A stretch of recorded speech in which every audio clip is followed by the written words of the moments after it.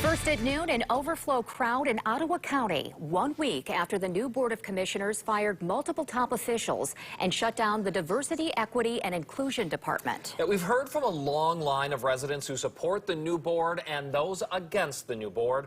Target 8 investigator Ken Kolker is live where that meeting is underway right now. Ken? Good afternoon. Even before the board got to its actual agenda, this meeting grew contentious with an overflow crowd filling another room. It started with an opening prayer greeted by a handful of hecklers.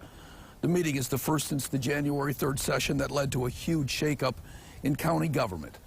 The hiring of John Gibbs as county administrator, replacing the county health officer with a vocal opponent of COVID masks and social distancing, the closing of the Diversity, Equity, and Inclusion Department.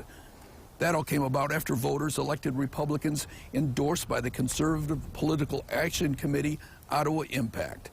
This morning, about 42 speakers addressed the board, some applauding its recent moves, some highly critical, questioning what they called a lack of transparency.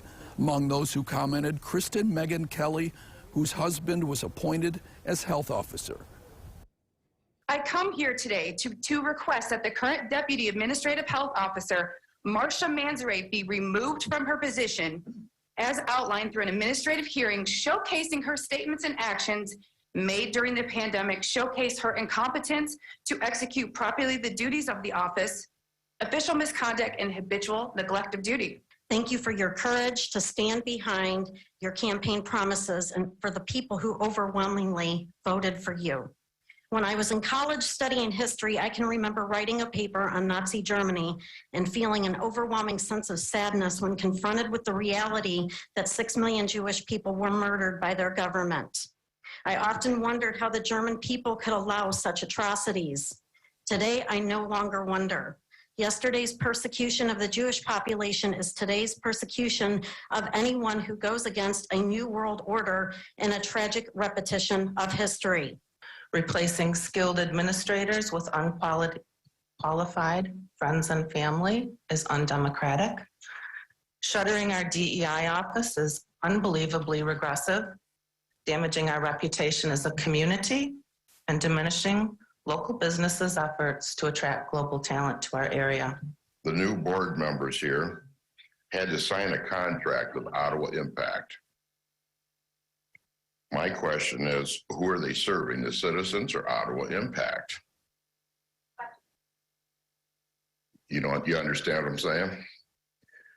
I don't know why, how can you serve two? Because this is a public entity. We'll have much more starting at 4 on News 8. For now, live in Ottawa County, Ken Kolker, News 8. Ken, thank you. Last night in Allendale, Ottawa County's new legal team was at the center of a contentious school board meeting. It was the first time the Allendale School Board convened with its newly elected members, including 2 members supported by Ottawa Impact. That includes Corey Mango, the new school board president, and Liz Ramey, who proposed removing the school board from the Michigan Association of School Boards. She also is accusing the association of not protecting parents' rights and pushing an agenda.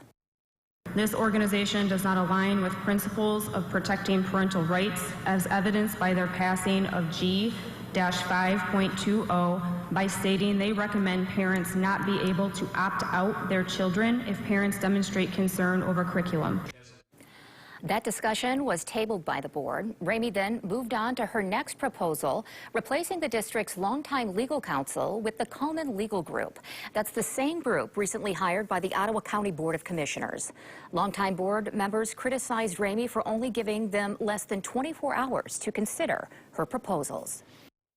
Try and shove a law firm through, that's not transparent. If you think it is, your integrity is very weak. In the end, the board voted 4-3, approving Coleman as the new law firm.